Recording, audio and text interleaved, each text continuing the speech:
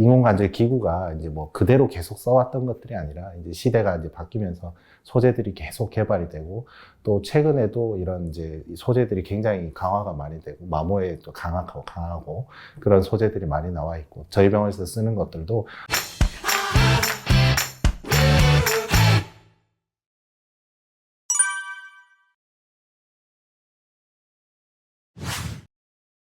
무릎 인공관절은 교체 시기가 따로 있는 건가요? 영구적으로 사용이 가능한지 궁금해요. 수술을 하고 한 15년, 우리가 20년 추시 관찰을 해서 연구한 데이터들을 보면 지금까지 15년, 20년 정도 생존율이 거의 95%를 다 넘습니다. 오래전에 이제 수술하셨던 분들은 기구가 한 10년, 15년 되면 이게 문제가 생겨서 이제 교체를 하거나 재수술하는 케이스들이 꽤나 있었습니다. 아무리 수술을 열심히 하고 기법을 이제 신경을 쓰더라도 사용하는 소재에 한계가 있었거든요. 그래서 그런 마모에 의한 이제 문제점들이 다 있었기 때문에 이게 수명이 다 상대적으로 좀 짧은 것들로 보고가 됐었고, 이제 과거에 그런 것들을 경험을 하고 지켜보셨던 이제 많은 분들이 생각보다 수명이 좀 적으니까 좀 너무 일찍 하는 게 좋지 않지 않겠느냐 이런 우려들을 많이 하셨던 게 사실이거든요. 그렇지만은 인공관절 기구가 이제 뭐 그대로 계속 써왔던 것들이 아니라 이제 시대가 이제 바뀌면서 소재들이 계속 개발이 되고 또 최근에도 이런 이제 소재들이 굉장히 강화가 많이 되고 마모에 또 강하고 그런 소재들이 많이 나와 있고 저희 병원에서 쓰는 것들도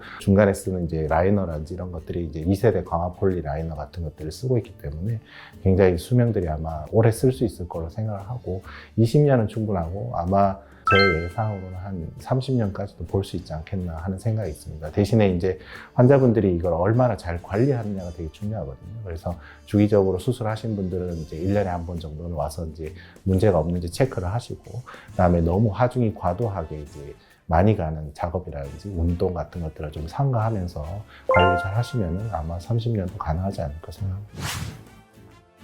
양쪽 무릎이 다 퇴행성 관절염인데 수술도 2번 해야 하나요?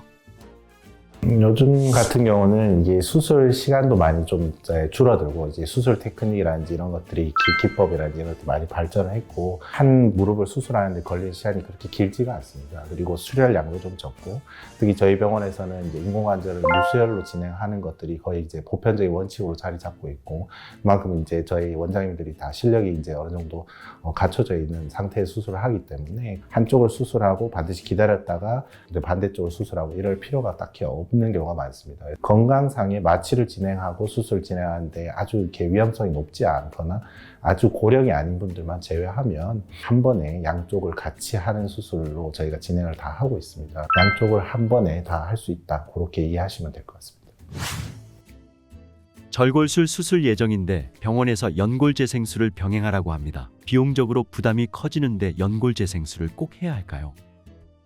보통 우리가 이제 무릎 관절염을 예방하기 위한 이제 갖춰야 될 요소들이 한 3가지 정도를 나눌 때 이게 우선순위가 있거든요.